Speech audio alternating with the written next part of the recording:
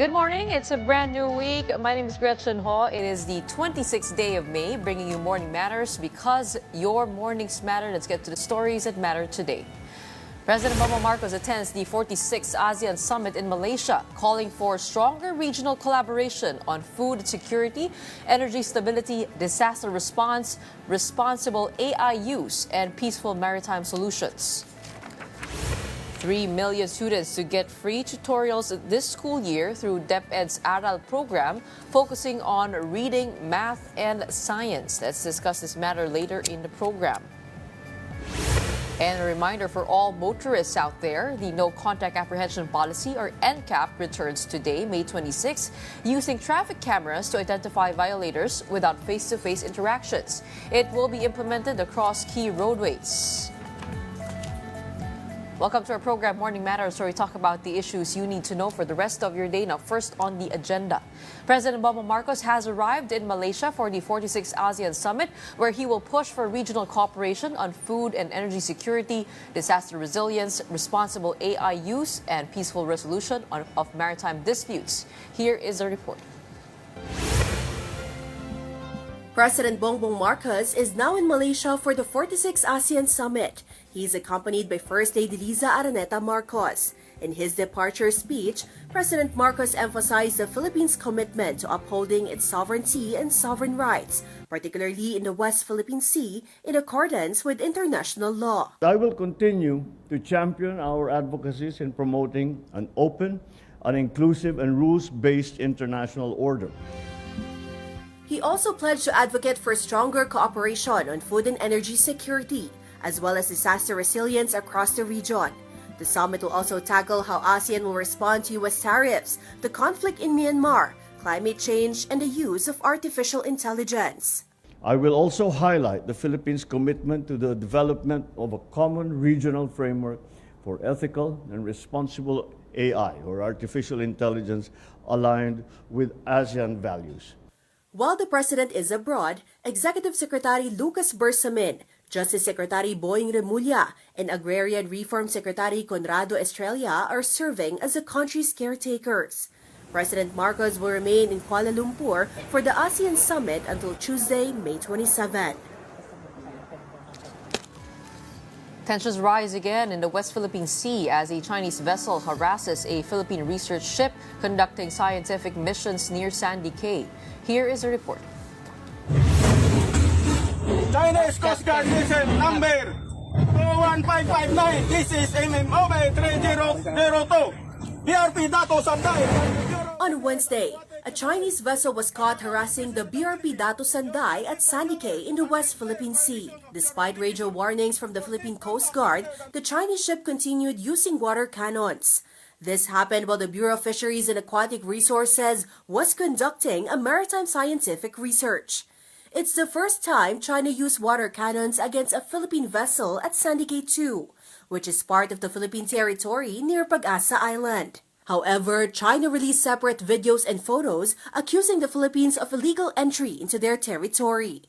The Chinese Coast Guard insisted that the Philippines should stop illegal activities, saying they will continue to guard their sovereignty. In response, the BFAR said, Kitang-kita natin kung sino ang responsable rito, sino ang nagsasagawa ng hindi sibilisadong aksyon ayon sa panuntunan ng international law. Sila yung walang karapatan na magsagawa ng mga gawain nila at lalo pa na gumawa ng aksyon na maaring makapagdulot ng banta sa buhay ng mga tauhan natin. Due to the water cannon, BRP Dato Sanday smokestack and port bow were damaged. It would entail thousands of pesos doon sa danyos. Kasi itong mga barko natin, hindi naman yan basta-basta yung mga ano yan, yung mga materials ng barko natin. So thousands to maybe a million of pesos. The agency remains firm on continuing their scientific research mission in the West Philippine Sea. Now, despite China's harassment, the civilian mission of Atin Ito coalition continues as planned from today, May 26 to May 30. A peace and solidarity concert is scheduled to happen in the vicinity of Pag-asa Island.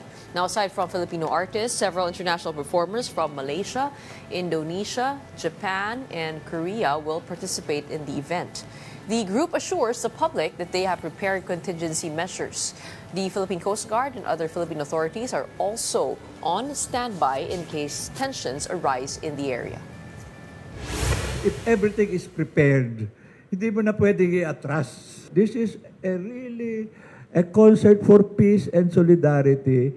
And mag-usap tayo ng maayos. We will keep asserting our rights. We'll find some way to live together. Pero wag naman kayo maging bully. Don't go away. We'll be back with more stories right after a short break.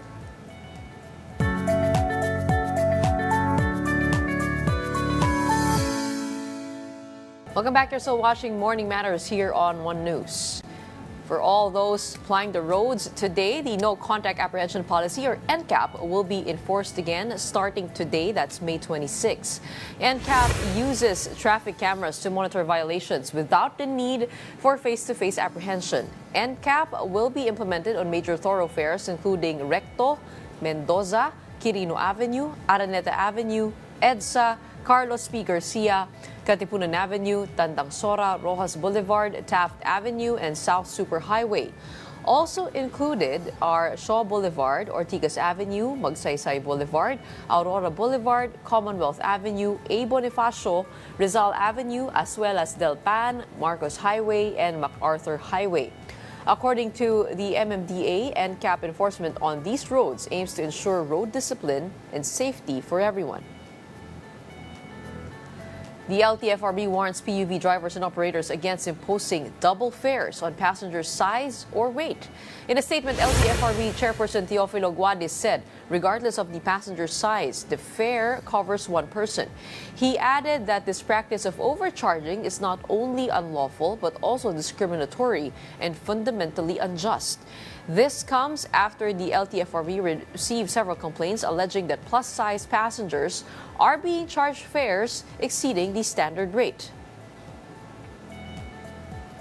Let's discuss that further with Attorney Ariel Inton, LTFRB spokesperson, now joining us via Zoom. Magandang umaga sa iyo, Attorney. Magandang umaga po sa inyo. Magandang umaga sa ating mga taga-subaybay. Attorney, maaari mo bang makwento sa amin, gaano karaming reports ang natatanggap ng LTFRB regarding dito sa double charging? Matagal na po ba itong gawain? Well, marami pong sumbong na ganyan, but ito pong isang inilapit po sa amin ng isang reporter, I think, is worse. No? It is a passenger na mataba na PWD. So yung sumakay siya, binayad niya ay PWD fare, dinagyan, at sabi, bumba ka na lang. No?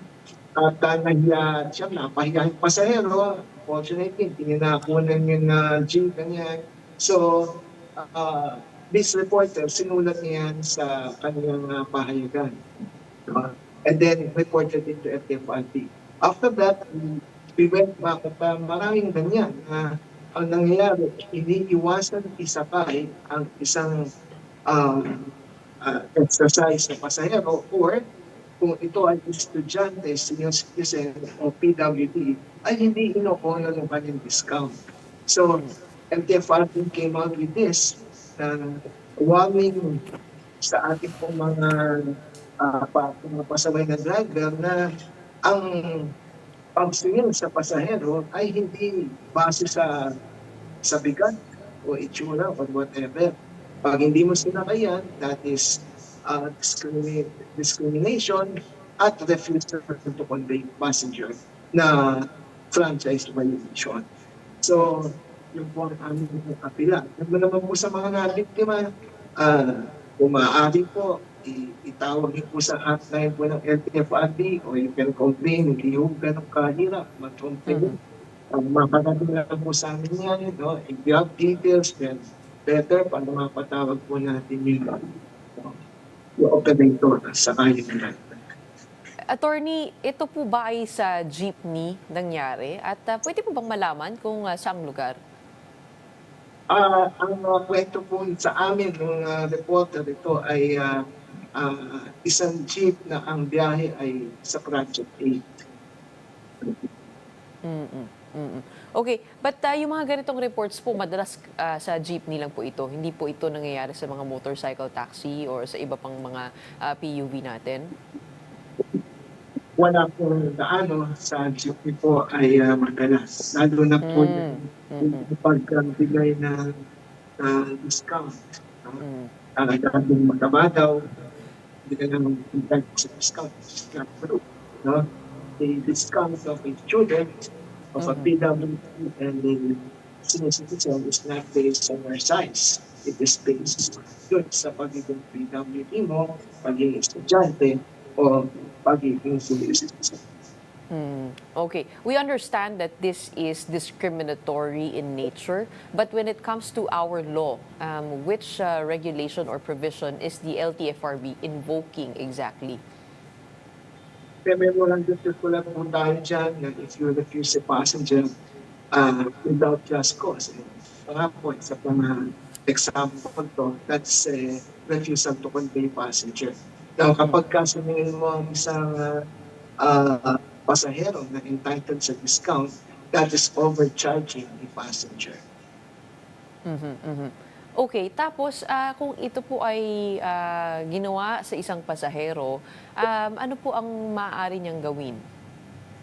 Pwede pong mag-complain sa LTFRB.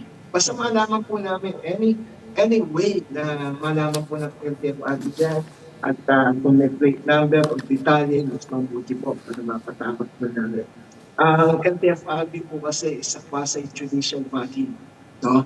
Ibig sabihin, we hear cases. No? Pinapatawag po yung operator para magpaliwanag na kung dapat ba siya ay tanggalan ng prangkisa o isuspend yung prangkisa. So, that's the role of LTFRB. Kaya importante po yung complaint. Kung sakaling naman na makita naman po namin sa FB o sa social media at may detalye doon, no, sa exercising motor proprio powers, ay pinapatawag naman po ng LTFRB yan.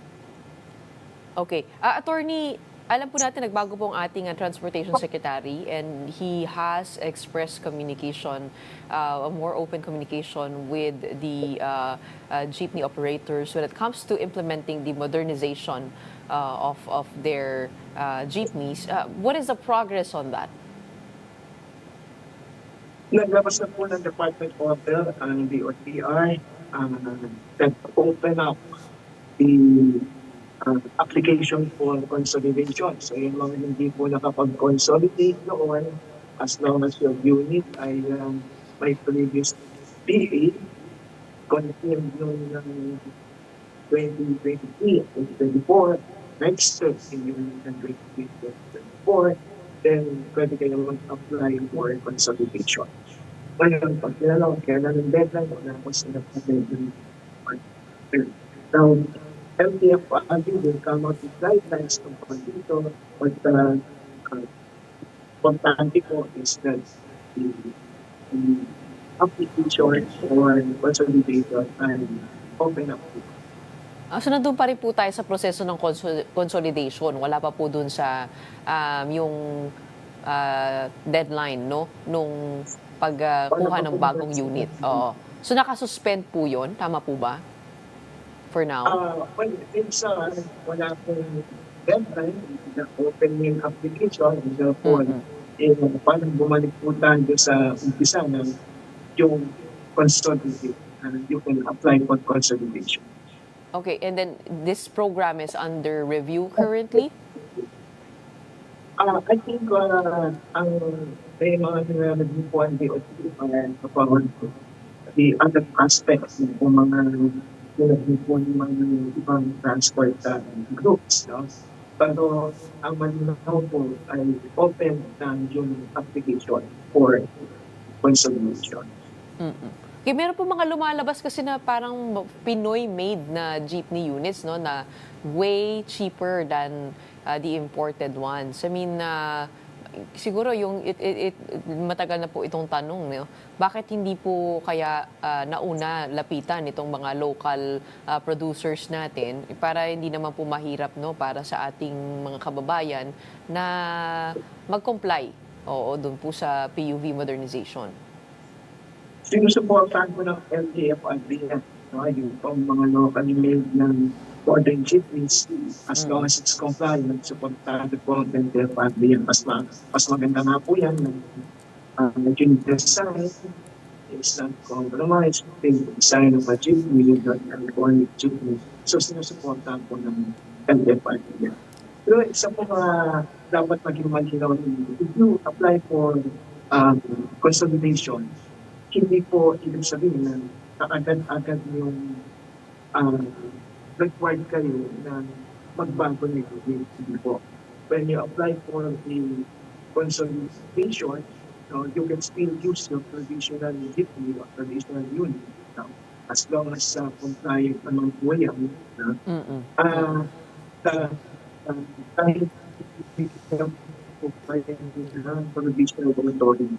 So, hindi po kaagad-agad, alam po na kayo nito yun, hindi po kaagad makapagkumpara ng bagong yun ganito. Ang importante is that his intent to consolidate yung manifested on file. Okay. Yung traditional jeepney po natin, madalas ano po yung lifespan nun? And also, kasi yung may nakikita pa ako sa daan na parang medyo smoke belching, talagang ang lakas ng buga ng usok, ano? I mean, how do you determine if traditional jeepney is still healthy at maaari pang tumakbo? It has to pass to the yung ng LTO, yung test po ng LTO sa PMBIS ng LTO.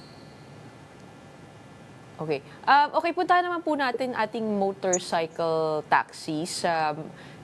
Yun po ay natapos na po yung pilot run, no? Where are we at now in terms of permissions? Pinapayagan pa rin po lahat ng motorcycle taxi? Oo. Ang motorcycle taxi po, ito po ng sector na sa transportation is being supervised, is under the jurisdiction of a technical working group. Yung pong technical working group na yan is made up with ng iba't ibang ahensya, LTFRB, LTO, Transport Cooperative. Nagbago-bago po kasi yung membership niya. Before, there used to be yung mga private groups, the safety groups. And as time goes by, nagbago-bago. Ngayon, ang chairman po ng technical working group is the chairman of LTFRB. Not by choice, but because yun po yung mandato po ng polisiya. So, tuloy-tuloy po yan, hindi po pinapatigil. Yung pong may yung pong lumabas na desisyon na pinapatigil o na nirarightsize yung mga allocation na UP, yan po ay subject to a motion for reconsideration na pending pa po sa technical working group at ang direktiba po ng Secretary of Education is status. Oo. Kamusta naman po yung implementation nitong mga bagong batas na pinirmahan ni President Marcos, yung requiring po, lessening the fines in terms of yung sa mga motorsiklo kapag nagka-violation po sila, and also not requiring the license plate in front, sa likod na lamang. Ano po yung natin, challenges po natin sa making sure that these motorcycles are registered and registered to the right owner. Dahil marami pong mga mom and pop stores na nagbebenta nitong motorsiklo. But from LTFRB side, what are the challenges into getting those registrations done, and how are we planning to reach more people? Well, I think the LTO as a random, kasi ang LTO po ang in-charge sa registration ng motor vehicles.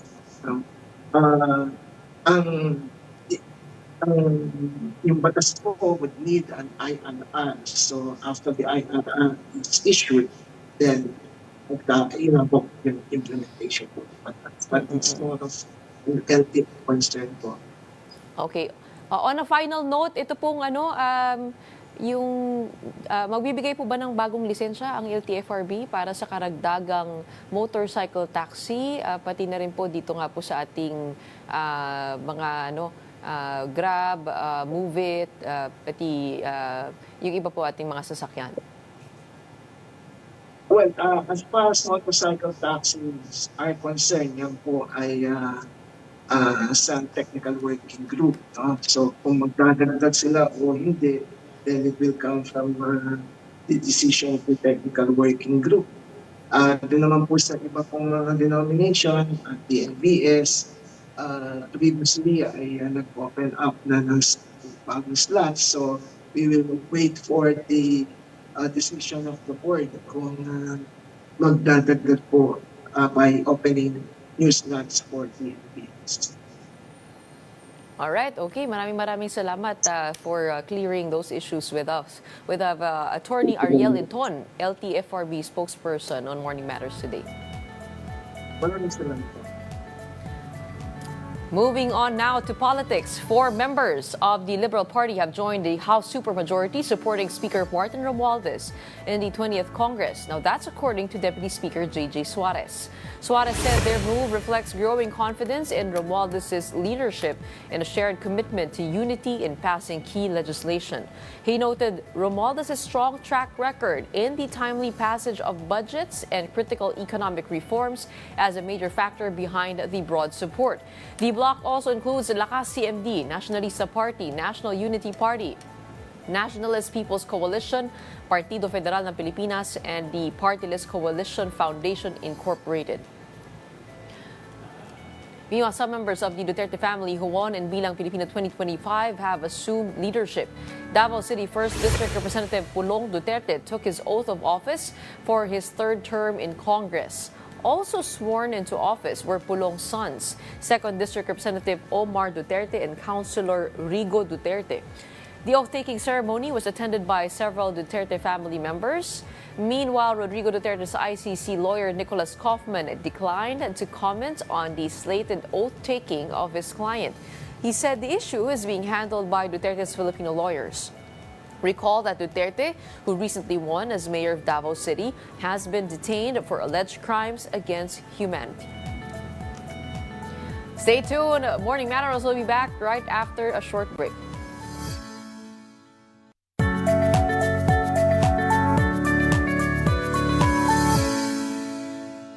Good morning, I'm Gretchen Ho, and here at Morning Matters, we talk about the most pressing issues and give you the context behind the headlines.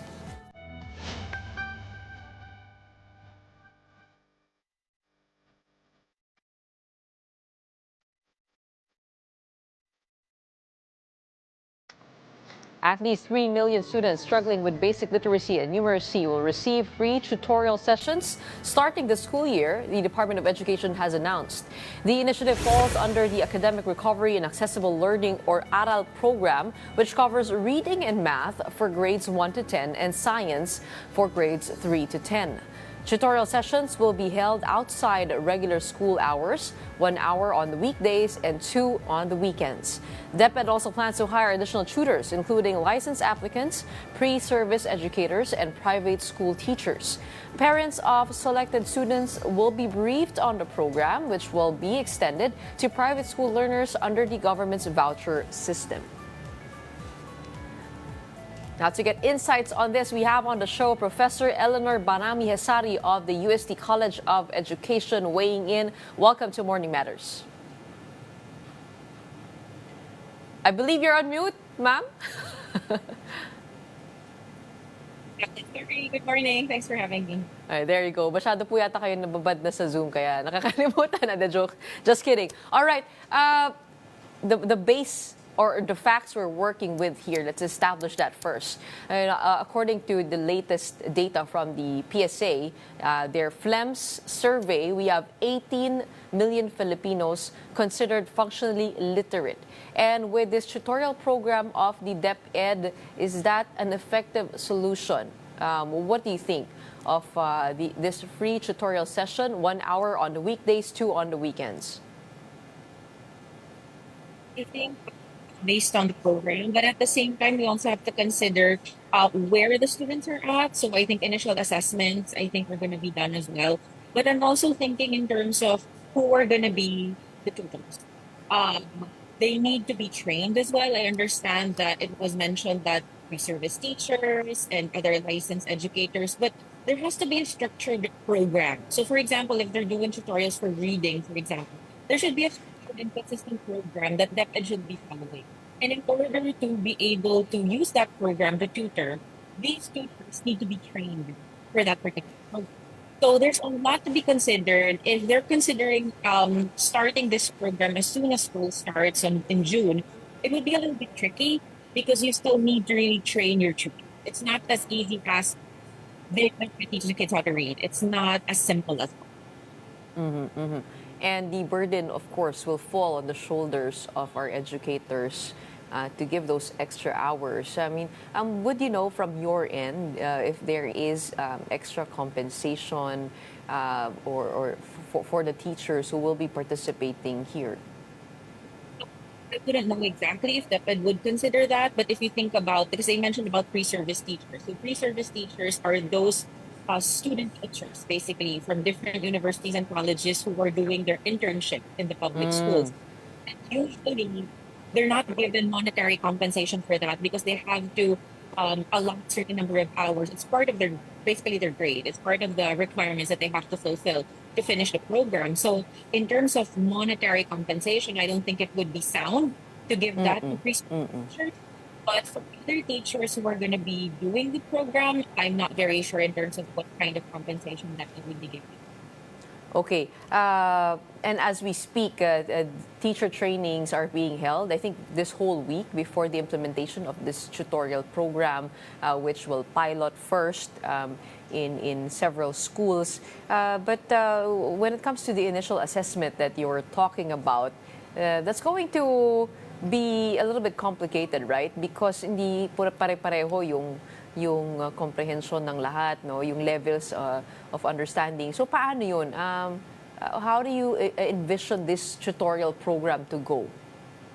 Well, initially, what should happen is there should be an assessment during the first maybe 2 weeks, maybe the month of school. They're probably going to be using the Phil Erie or another reading assessment that is being used in the public schools. And then from there, they have to determine what reading levels the students are at for them to determine where to place the students in terms of what level program. So, because as you said, their levels vary.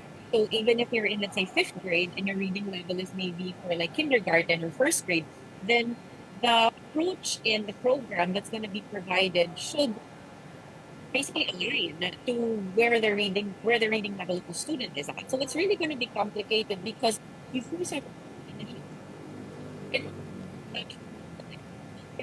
continuous assessment to determine whether the student is progressing or not. And so if the 6 weeks is the period that we look into whether an intervention is effective, if within the 6 weeks there has been no progress, then they have to reconsider the type of program that they're providing because it may not necessarily be effective for certain people. So that is where the complexities of this tutorial program is really going to be. This is something that DepEd has to consider. There are a lot of other factors. It's not just, okay, let's do the tutoring program and that's it. Oo, bago yun, no? Kailangan muna, kumbaga, probably this pilot run will tell us a lot, no, about what foundational aspects should be there first. But that's one part of the solution. Another part of the solution, I believe, would be to decongest the senior high school program, the DepEd program. What do you think about the bringing down the core subjects from 15 to 5 for the senior high school program?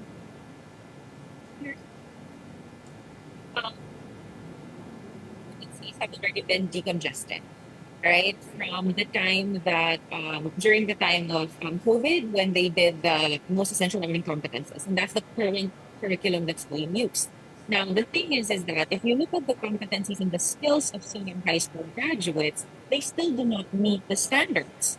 And so I understand that decongesting may work to some extent because it will lessen the burden on the students. But if you look at the competency skills that they should be having, once they graduate, that is where the huge of what they need to achieve is missing. Because if we keep decongesting and decongesting, what's going to be happening? Right? And I mean, even with, I know it's not going to be used anymore this academic year, but even with the matatag, it was decongested. They took out most essential learning competencies. But if you look at those, Well, Well, Professor, we're having a difficult time hearing your audio. I think something to fix on your Zoom. But we'll take a quick break first before we get back to you on that interesting discussion. Again, this is Morning Matters. Please stay with us. More matters to discuss right after a quick break. Keep it here on One News.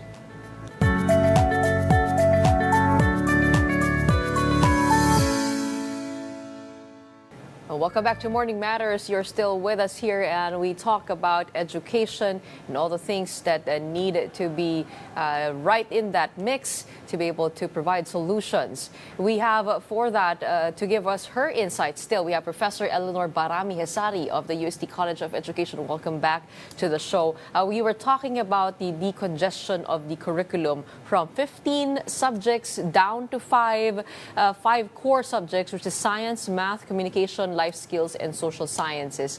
Your thoughts on those five?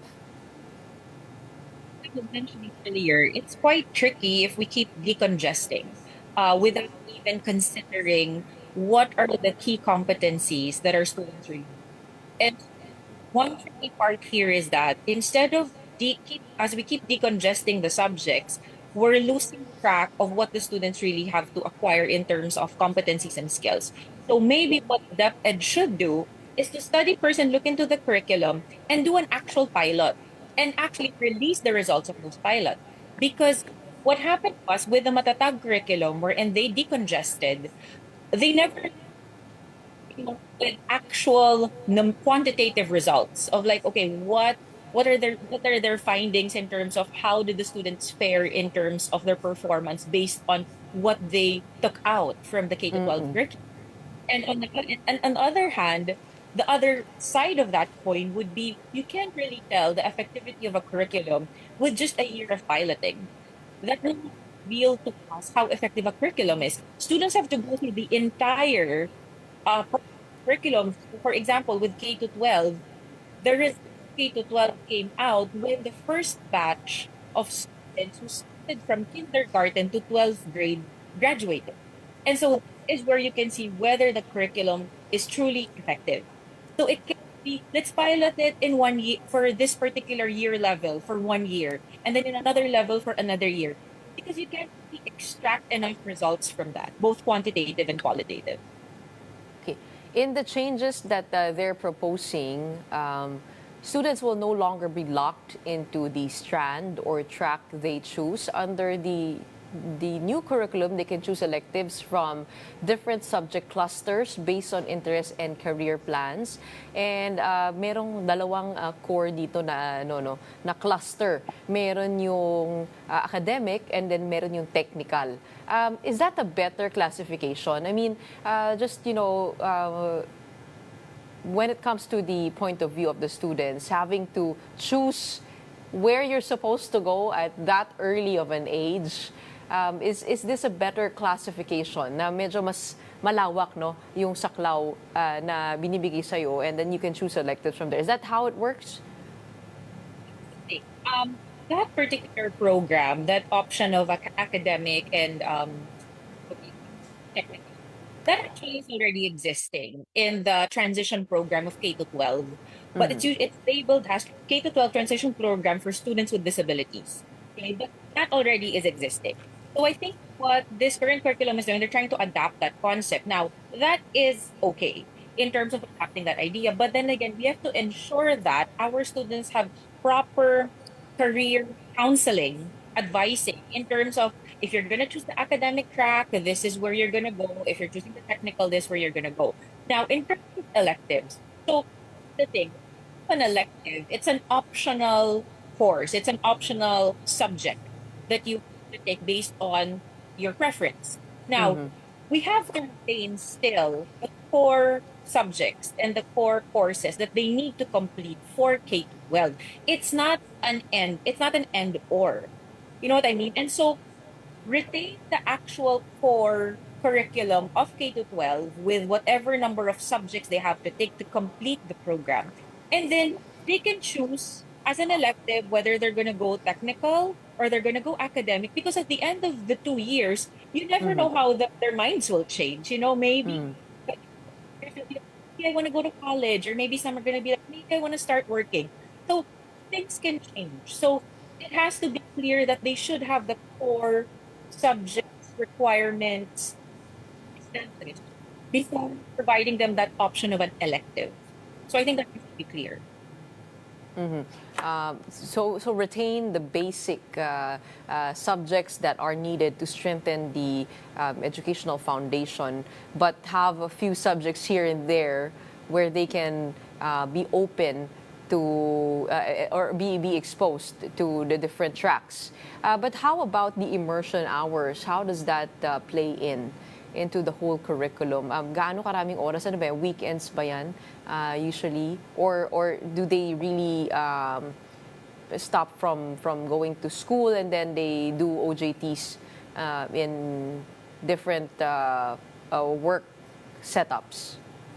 So typically for on-the-job training program, so for example, they're taking their electives for their technical or academic strand, whichever they choose. What's gonna happen is there should be in a specific subject or in a two subjects, there should be hours devoted for off campus or out of campus immersion or training.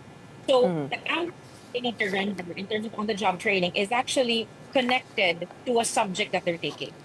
So it's not separate from what they're studying. It's actually part of a subject that they're taking under either the technical, vocational, or the academic strand.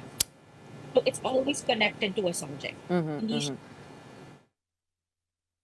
The main question here is, are we closer to achieving the goal of this K-12 curriculum where we want graduates to be employable? I mean, these pushes, I mean, it is a complicated problem starting from early education up until senior high school. But are we going towards the right direction? And what else do we need? That's a very tough question to answer, honestly. I'm trying to think. Honestly, like I think it's just heads at the moment. I think we just really have to. I think that's the best way. Like I mean, in education, that's how we do it. It's like let's see what works, you know. But at the same time, this also has to be backed up with research. I'm not sure in terms of research how extensive the research on this has been done. One of the things that I want to say is that we should not replicate programs from other countries. And I think that is what I'm seeing that's happening a lot in the Philippine education system is that we keep replicating, we keep copying programs from other countries without contextualizing what is the current issue and what is the current status of our education system. That is where the big problem lies. And that has been happening for the longest time. And so I think rather than focusing on what are other countries doing, why are they so successful, that's not our problem, right? That's not our problem. Our problem that we need to focus on is what are the issues that are underlying our educational system. Let's look at best practices from other countries. Let's try to see how can we contextualize those and bring that and make it more adaptable to what is happening in our country currently. And so I think if we look at education from that perspective, maybe solutions could be more realistic and less of really kind of like copying, you know, and having all these bigger issues because we realize that, oh, it's not working, you know. And research is number one, I think, honestly, research and really getting the data out. I think it's different when they do research on their own and keep the data to themselves. People have to know what's the result of what's the data? What does the data tell us? Because a lot of agencies can be of help in terms of how can we improve the system. You know, it's not kind of like one solution from one agency. You know, DepEd has to work together with all other agencies. I think, and that's happening. But then I think we really have to focus a lot more on research and getting the data out and trying to figure out what will work best in our context. Now, speaking of contextualizing, a law that would discontinue the use of the mother tongue in multilingual classes from kindergarten to grade 3 has lapsed into law.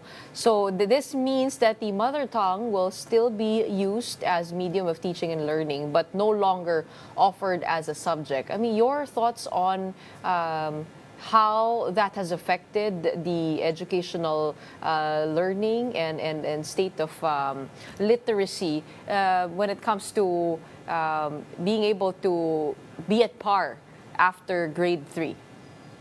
Okay, so here's the thing about mother tongue. Your first language or your home language is the basis of you learning all other languages. And so taking out mother tongue in the curriculum, what we're doing is that we are actually making the situation worse. It makes it more and actually literacy, English, and Filipino. And that is research established. A lot of research will tell us that to establish good communication, comprehension in a second language, in your second language or your third language, you need a strong foundation of your mother tongue. Okay. And when that issue came out, I was very much I was my views were very strong in terms of why are they doing this, you know, and it was actually a big question. My part, it's like, didn't this go through research? Didn't they research this?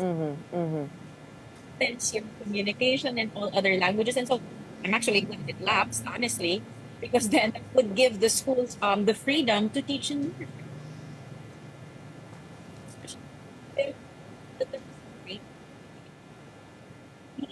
communicate and comprehend in their first language first before they can communicate and comprehend in English or in Filipino.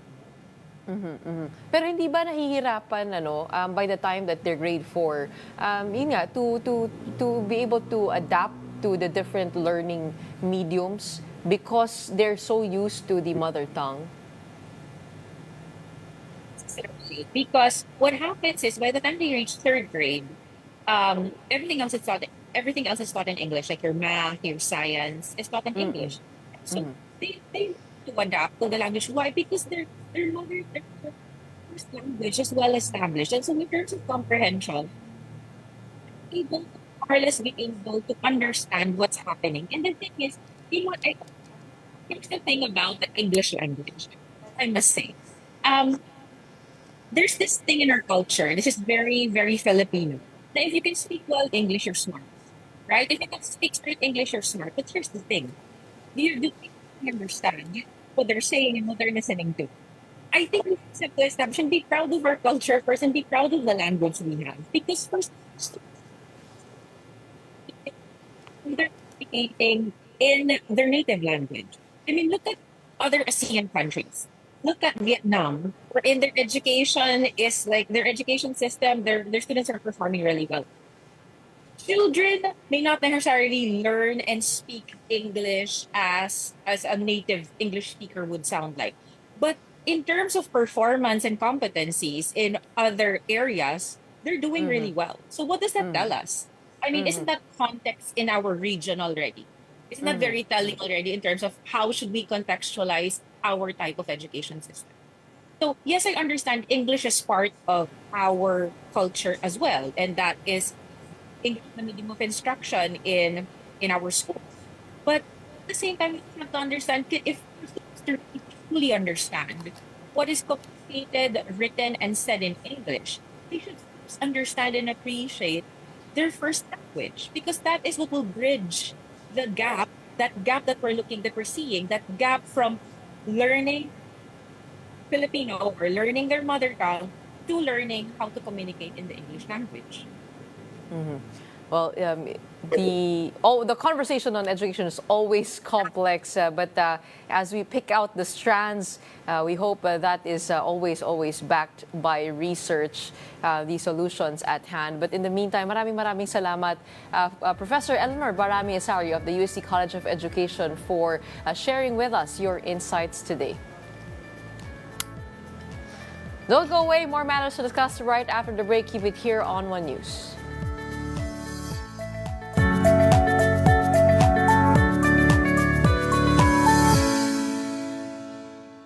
Good morning. You're watching Morning Matters. A 3-year-old child in Tungawan Town becomes the first Mpox case in Zamboanga, Sibugay. According to the Provincial Health Office, the child is recovering following medical care in Naga Town. Both the patient and her immediate family were placed under home quarantine.